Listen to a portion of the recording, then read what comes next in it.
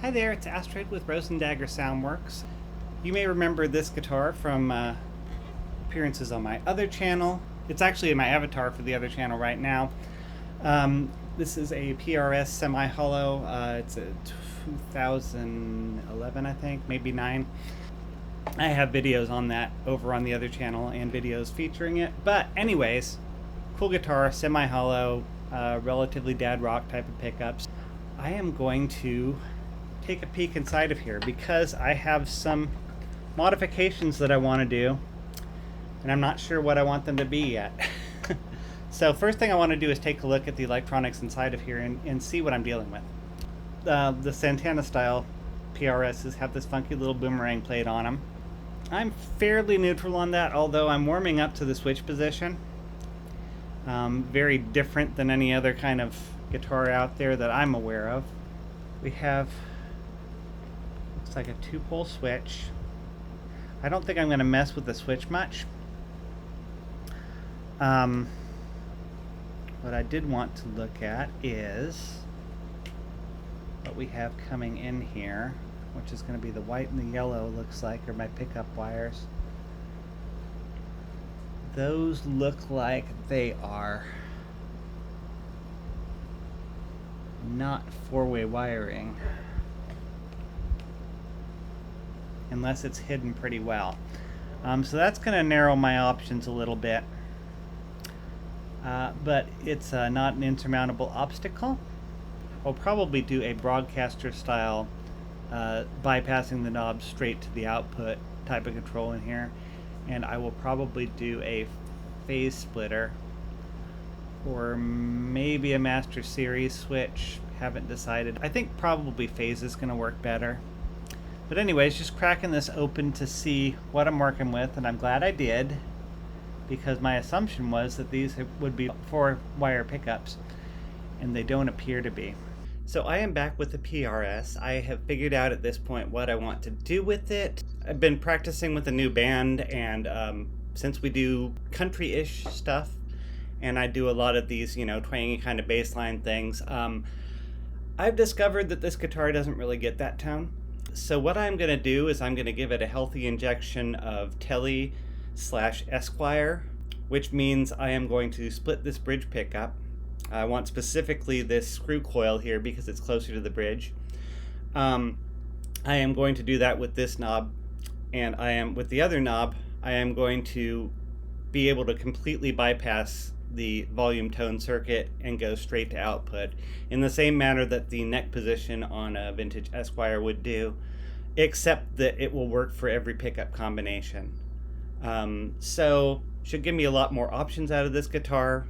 Should cover everything that I possibly want out of this guitar except tremolo, which is probably not doable with a wraparound tailpiece. If you know any hardware out there that will do this for a wraparound bridge, please let me know in the comments. I would love to look into something like that.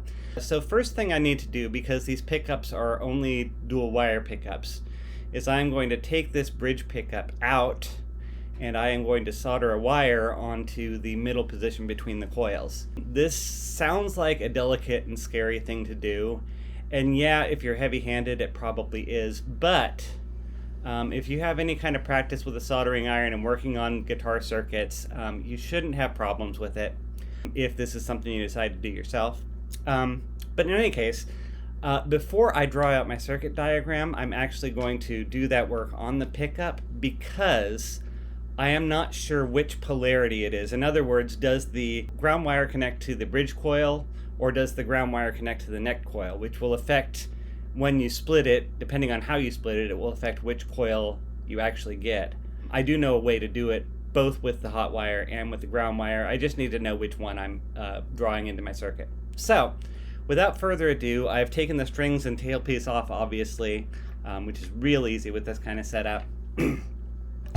And I've taken the back plate off again, because the first thing I'm going to want to do is just desolder these wires to the bridge pickup, which is going to be the one in the bridge position on the switch. With any kind of Les Paul type switch, the position of the switch is going to correspond to the position of the tabs. So in other words, when you're in the bridge position, this one is going to be on, and when you're in the neck position, this white one is going to be on this particular model. So what I'm going to do is I'm going to desolder this yellow, which should be our bridge pickup. That way I can take it out and work on it without having to worry about being tethered to the guitar. So, time for step one. So white is hot and black is ground on this, which makes it easy. Looks like the black ground is pretty standard on the PRS, at least the SE wiring of this one. Incidentally, the newer model of Semihollow from PRS does have splittable coils. It also has a PRS tremolo system, which is like the Strat synchronized system, only with better saddles. I didn't want that one. I thought this one was cooler. It had that kind of thin line telly meets Les Paul Special meets Rickenbacker kind of look to it, and I really like that. Plus the green is just awesome, especially given that it's an accident, and you can check that out in this video right over there. This is not going quietly into the great beyond, that's for sure. I think I may just clip that. I may have to. We'll just use the X-Acto knife. Nothing like the right tool for the job, and this is nothing like the right tool for the job.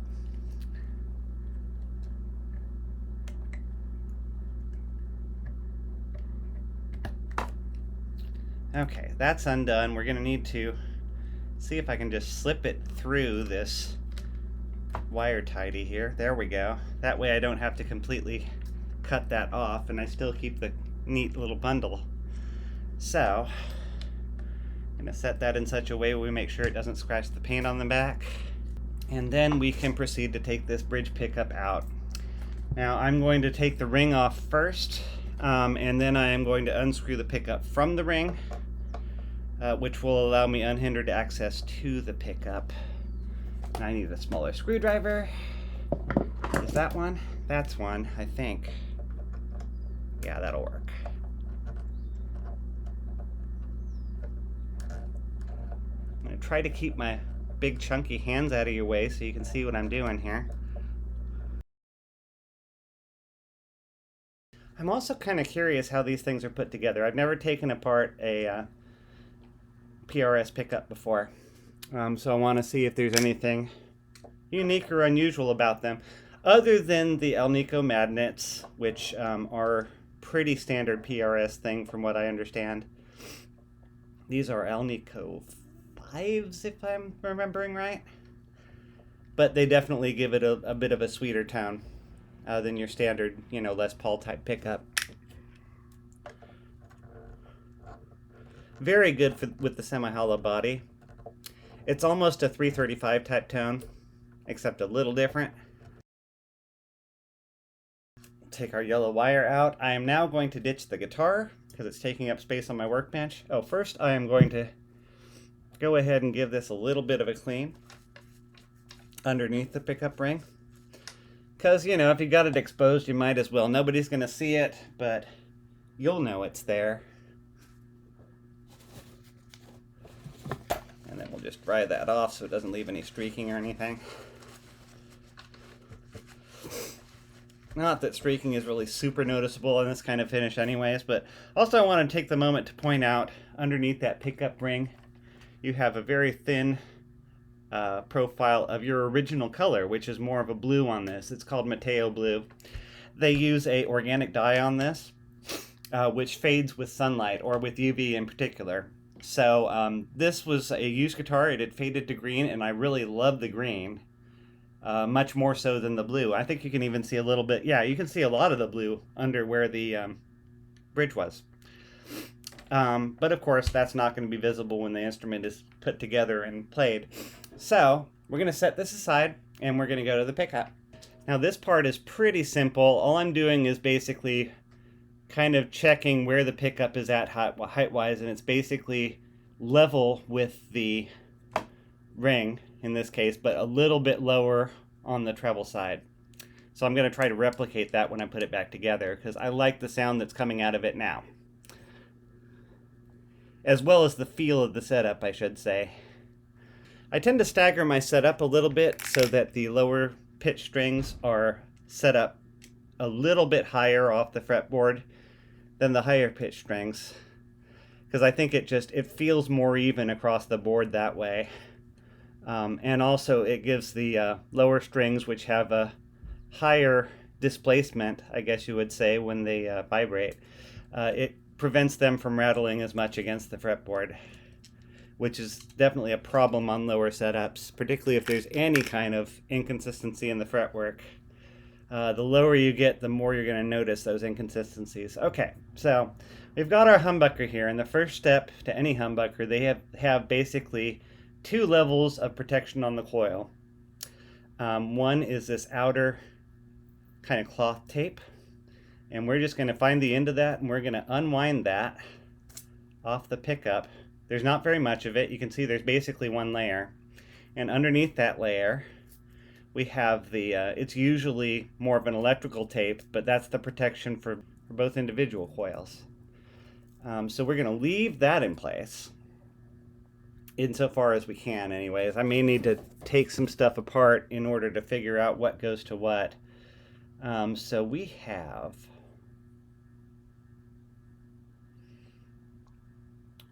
I'm actually going to take the coils off because I can't quite tell what wire is going where. So we've got the bottom of this, we have nothing on the slug coil, obviously. We have the screws coming through on the screw coil. You're looking for the 4 Phillip head screws that are not lined up with the strings. Those are what's holding the coils together. Obviously the rear 2 are holding on the rear coil and vice versa.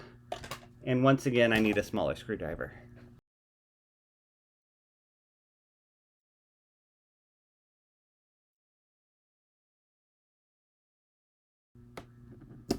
There we go. All right.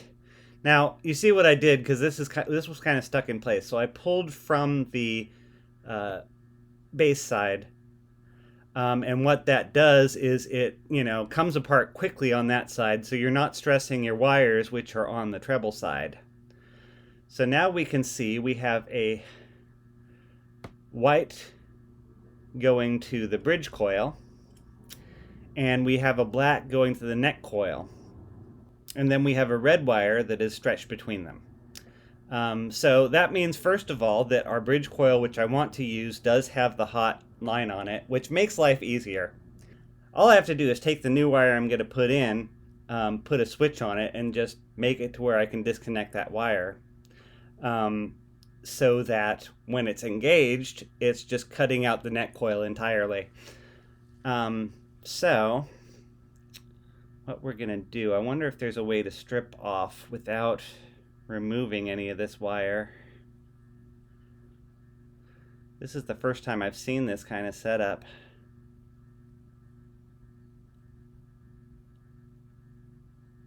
So that, that just goes straight into each coil. I think I'm probably going to be easiest if I take this and just clip it in the middle, and then just tie them all in together. And I'm going to maintain the use of a red wire because it's a nice distinct color. I think I'm going to need to strip these with an X-Acto knife because they're so skinny. You have to be extremely delicate when doing this because these are very thin wires, and you just saw me cut them with said X-Acto knife. One thing that is important whenever you're trying to solder stuff on a pickup directly is you want to use a pretty low setting on your iron so that you don't just completely fry the pickup wires while doing it. Okay, there. What I'm doing is I'm kind of just flicking the blade as I'm cutting and hopefully stripping off most of that insulation. This is probably the most delicate part of the job, is dealing with this individual wire. Most pickups, what they'll have is they will have they'll have a separate lead coming out of either pickup, and they will just solder them together inside of the pickup casing if they're not going to have a multi-pole outlet. But these are done differently, so this is adding a little step of complexity to the process, which is okay. It'd be boring video if everything went according to plan, right? So we're just going to prep a nice long red lead. I'm going to err on the side of a little bit longer than the existing lead. So we'll go out about there. Woo, stripper! Demonetized. Demonetization! Showing strippers on my channel. Not that I am monetized or will be anytime in the near future. So, you know, please support me on Buy Me a Coffee or, you know, buying my stuff. There's links below. Yeah, I'm just going to snip that off and try again with the bigger stripper on the other end. This is why you cut your wires a little long, among other things. It's just never a bad idea to have extra length. That is what she said.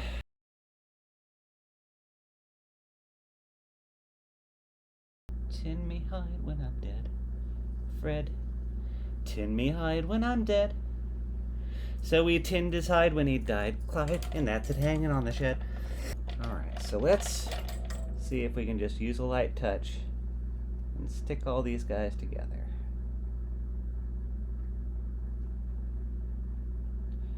I think that's probably done it. I am loving the new soldering iron. It just gives me a lot more control. So let me just tug test these now that it's set. That one's in. That one's in. This one's in. Because once you've closed this pickup back up, you want to not have to open it again. And what I might have done, like if I was planning on a series parallel option, which I considered, is then I would run a different wire to each of these red leads. So it will be the ground of one coil and the hot of the other coil. But for now, I just need the one out so that I can shunt that to ground, basically. So that said, let's go ahead and shield this, and then let's put the pickup back together. This is one of those applications where it would be great to use heat shrink tubing. The minor problem being I don't have heat shrink tubing, so I am going to, in absence of electrical tape, which is being elusive right now, I'm going to just use some of this black duct tape, which is the same color and therefore will do the same job. So I'm just cutting a little strip of it because I don't want too much bulk inside of this pickup housing. That would be ugly. So I'm just cutting just a little piece like this. And I'm just going to take this and I am going to wrap it around anything metallic here. Well, anything metallic connecting these three wires, I should say. So that way we're not going to short against the casing and get single coil sounds when we don't want single coil sounds. Okay, so I am now going to put this back together. And it looks like what was sticking this thing together, incidentally, if you're wondering, these things are wax potted. Because this is definitely wax with the way it's crumbling here. Alnico magnet is definitely a different color than your normal ceramic magnet would be. Alnico basically tends to have this kind of silver steel kind of look to it. Like you would see on Fender pole pieces, because that's what they're made of. The various configurations of Alnico anyways. And Alnico, for the uninitiated, is an alloy of aluminum, nickel, and cobalt. Hence the name. Very similar to Cuneife, which is used in the wide range pickups, which is copper, iron, and nickel. And yes, iron is Fe on the periodic table. Don't ask. Has something to do with ferrous. It was probably a Latin word for iron at some point. Well, it probably is a Latin word for iron at this point, but you know, Latin's almost as dead of a language as English is right now. So we've got our additional pickup wire in there. We're going to just go ahead and screw everything back together first, making sure we get our coils lined up and everything.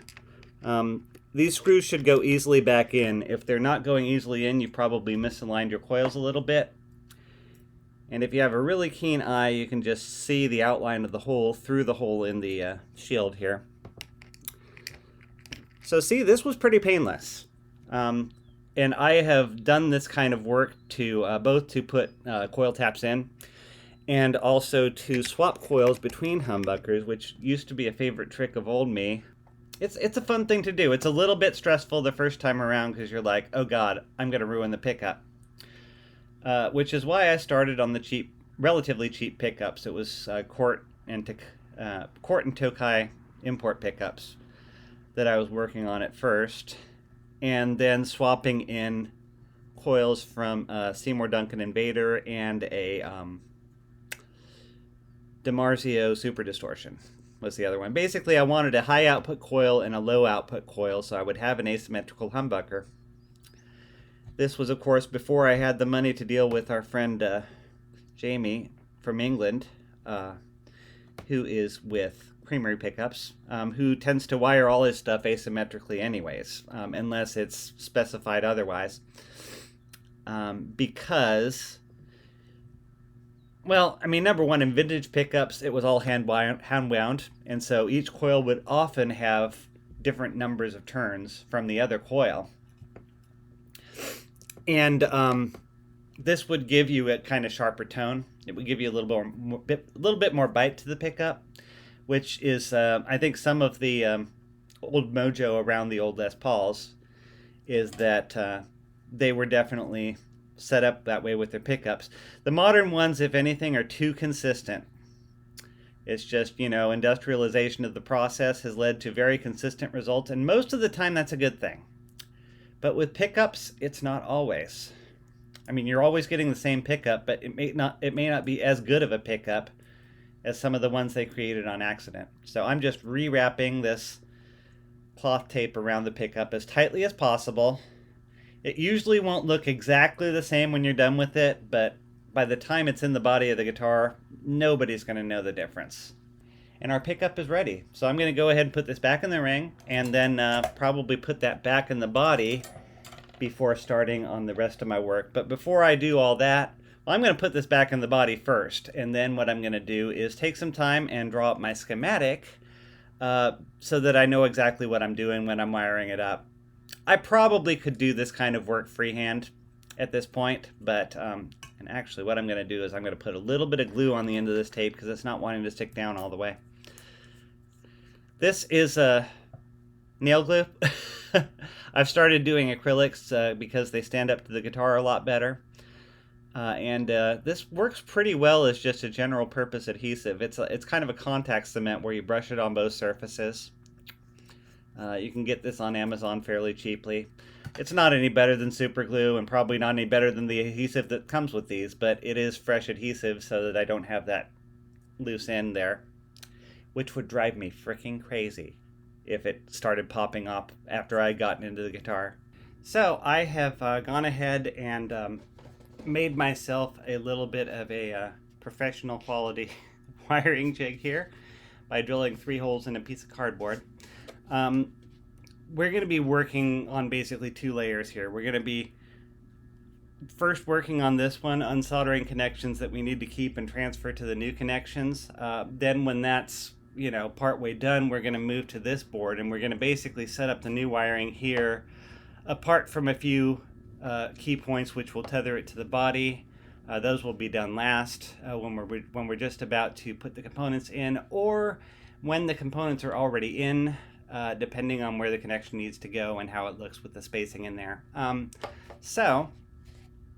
Incidentally, all the controls in the body right now are still screwed down. They're still solid on there, so that, you know, both of these things are going to be fairly stable and not moving around on me. I find a temperature about 675 is pretty good for doing these kind of jobs. There's no real delicate connections that we're working with in here. The closest we're going to have to that is the connections on these push-pull pots, which are, they're the CTS branded ones. I don't know if you can see that, but they're pretty robust. Let's see if I can get a close-up of one of them here. There is a circuit board involved, so you have to, you know, be careful not to apply too much heat to that. But otherwise, the connections are pretty easy to solder in via these series of holes that are right above the pot lugs. So the first thing that we're going to do, I'm going to go ahead and bend down these tabs actually on the pots, which I didn't do before and I should have. And to do these, I just basically take a big needle nose pliers And I'll just push against it sideways until it starts to bend. And these are beefier than usual, but they are bending.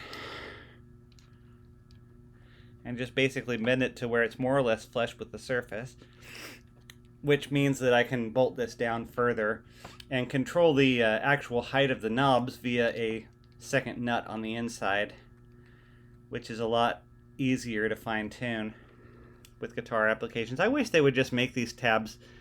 I wish they would just make these pots without the tabs on them. CTS, if you are watching this, please make that happen, because a lot of us DIYers in the guitar world would be grateful for that. Because it's one less step in the process. It's not like it's hard to do, but it can be done. Those tabs can also be clipped if you have a pretty heavy-duty metal cutter of some sort, wire cutter, something like that. But I find it's easier just to bend them most of the time. And these are going pretty easy. I don't know, that other one may just have heavier duty steel on the casing for whatever reason. Yeah, these are pushovers compared to that volume pot. Don't know why, but there we are. Okay, that done. Let's set this aside, and we should be just about heated up enough on our soldering iron.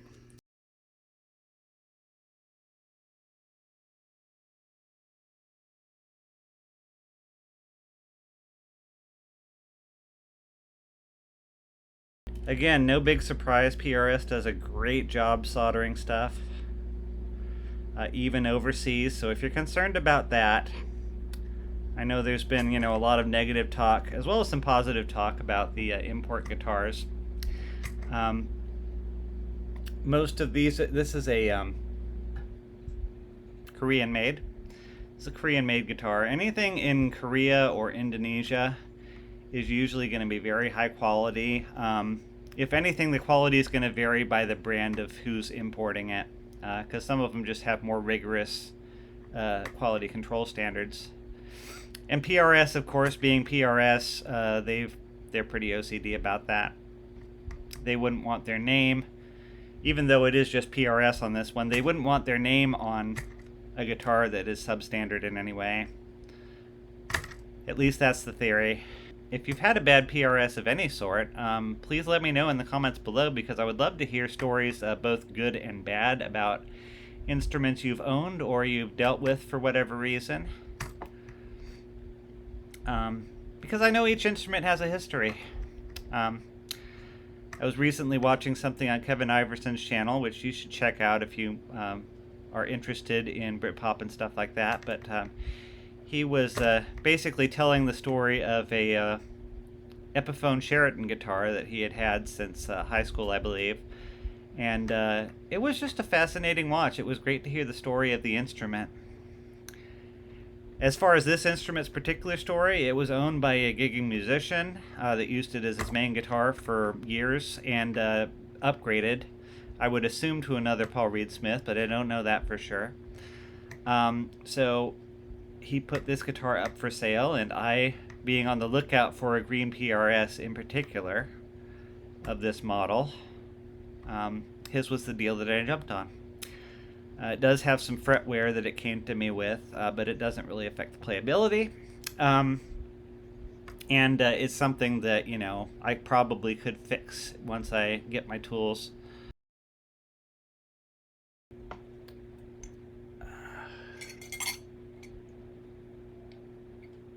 Coffee on my backwater J cup, which is the Dead Name channel. If any of you want to check it out, I think it's linked in the description. But you can't get this merch anymore, so whatever.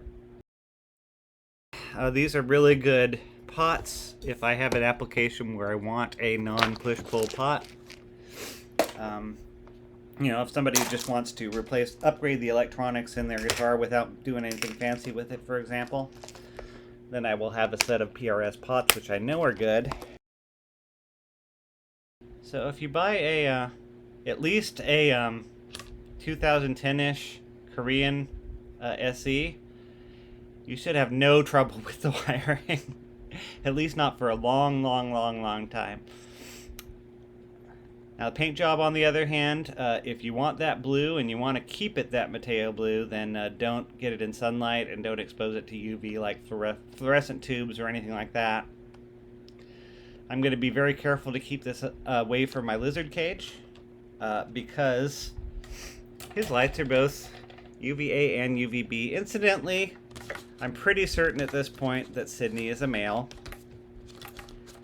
They could prove me wrong at this point, but based on the head size and the coloration, I think it's a pretty good bet that I have a male on my hands.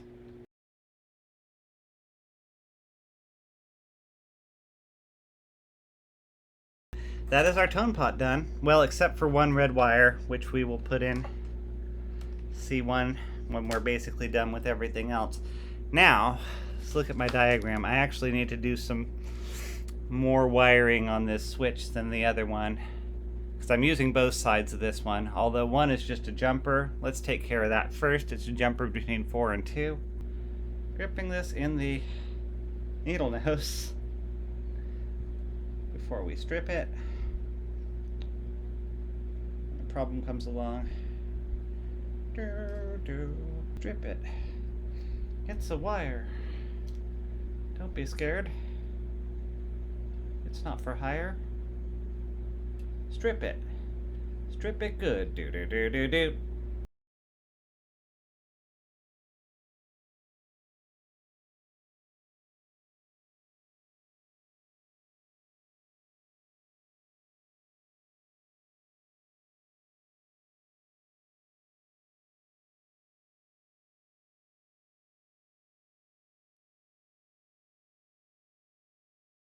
Yeah, most of the trick on these is just getting your wires into a position where they basically hold themselves, which is far easier said than done. So that way you can kind of apply consistent pressure. I think eventually I probably will get a Mr. Handsy or whatever they call it. That is not what they call it, or at least I hope it's not. Helping hands, there we go. Mr. Handsy is something else entirely. Leave a comment below if you think I should make a product called Mr. Handsy. And what that product should do. Hopefully rated PG.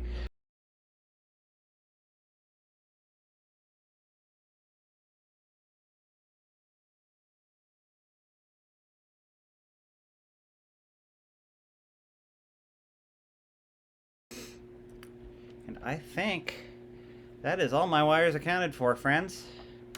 Now all we have left to do is just transfer this all over and put everything back together and hope that it works. Okay, so it has been a few days, as evidenced by the costume change. I ended up having a few hang-ups on the wiring that I didn't catch on film because the perennial storage problem, which I hopefully will be dealing with sometime in the near future here. Suffice to say, it took me until bedtime to really get that done and to my satisfaction. Being OCD, I kind of had to get it done that day, but I was too tired to do the demo at that point. Plus, it was getting a little too late to make noise in my house, so I put it off until today. I think that's enough of an intro. What I'm going to be doing is going through the stock pickups first. I'm going to be doing them one at a time with the stock tones, and then I am going to be putting the pickups directly to the output. Now, my volume and tone are at 10 right now.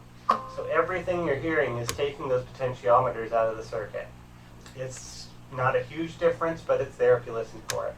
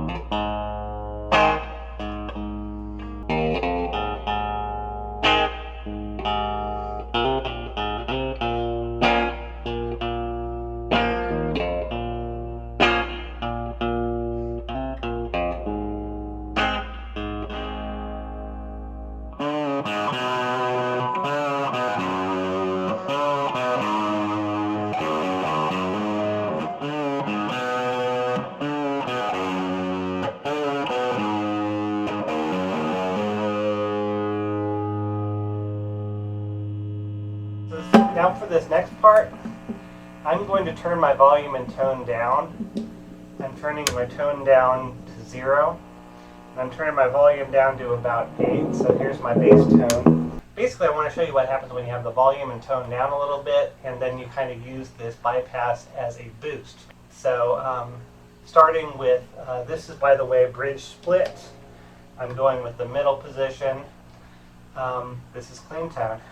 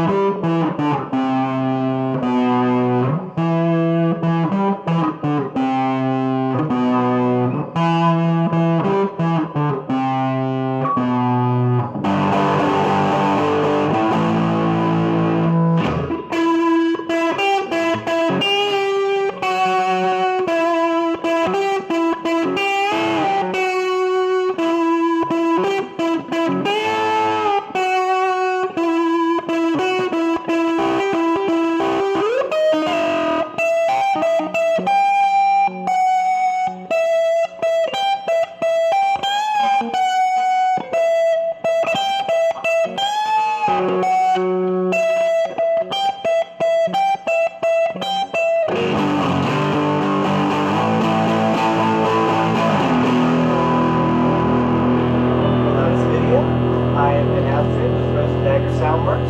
Until next time, stay beautiful.